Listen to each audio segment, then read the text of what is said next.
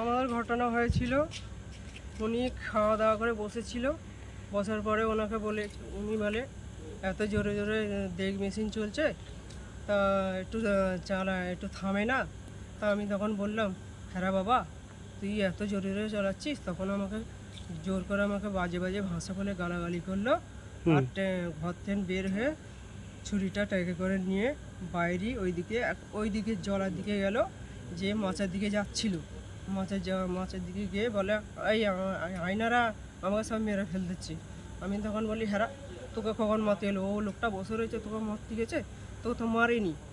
উনি কী করছে, আমার লোকটা কী করছে, খালি হাতে আমি আমাদের বাড়ির পাশ দিয়ে ওইটাতে গিয়ে ওখানটায় গেছি, গিয়ে বলছে, বলে বাবু আমি কিছু করিনি, আমাকে এরম করে গালাগালি করছি। তখন ও আমার ছেলেটা গিয়ে ওর পায়া করে ধরে ওকে এরম সবাই নিয়ে সব জায়গায় গিয়েছে, সমস্ত জায়গায় গিয়েছে। গিয়ে তারপরে কি দিয়ে মারলো? ছুরি। আচ্ছা, ছুরি দিয়ে গিয়েছে। গিয়ার পরে তখন আমি ওকে অনুরোধ করছি, বলি বাবা দেখ, তুই আর মারিস নি, আমি এত এমন করে বলছি, আমার কথা শোনা। বলে ওকে যে মেরেই ফেললো, ওকে যে মেরোলো, ও শুধু আমার জন্যই বেঁচে গেছি। হ্যাঁ, কোথায় কোথায় মেরেছে আপনার স্বামীকে? কোথায় কোথায় মেরেছে? এই যে এখানে মেরেছে, এখানে মেরেছে, এদিকে তাকান। আর এইদিকে দেখো, এখানে মেরেছে, পিঠেতে দু তিন জায়গায় মেরেছে। ওটা কি আপনার ছেলে হয়? হ্যাঁ, আমার ছেলে। আচ্ছা, ও কি ধরা পড়েছে? বুঝছে তো সবাই মিলে, আমাদের গ্রামের সবাই ছেলেরা সব বুঝছে তো। আপনার স্বামীকে কোথায় নিয়ে যাওয়া হয়েছে? বিদ্যাসাগরে তো নিয়ে গেল। কিরাম আছে এখন? স্যার আমি এখন যাইনি, আমি এখানে এসেছি। আমার স্বামীর কাছে আমি যেতে পারিনি। আপনার সামনেই ঘটনা ঘটেছে? হ্যাঁ। যে জায়গাটায় ঘটেছে ওই জায়গাটার নাম? ওই জায়গাটার নাম খানবেড়িয়া। আপনার নাম?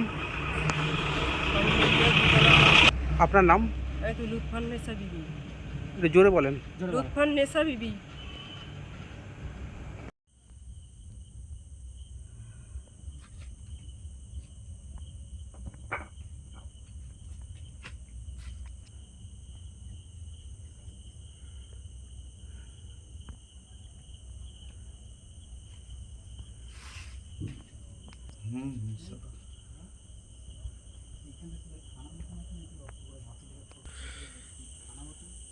এইখানে নাকি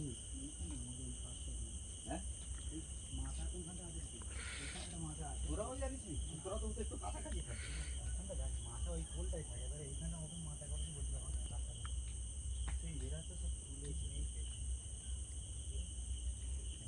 ছিল ওই সৌকার ছেলে,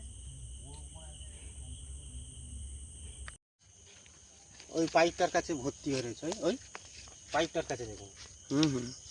ওইসব বাঁশ পাতায়, কলা গাছের পাতায়, কলা গাছের পাতার তলায়। দেখি একটু লাইট মারতে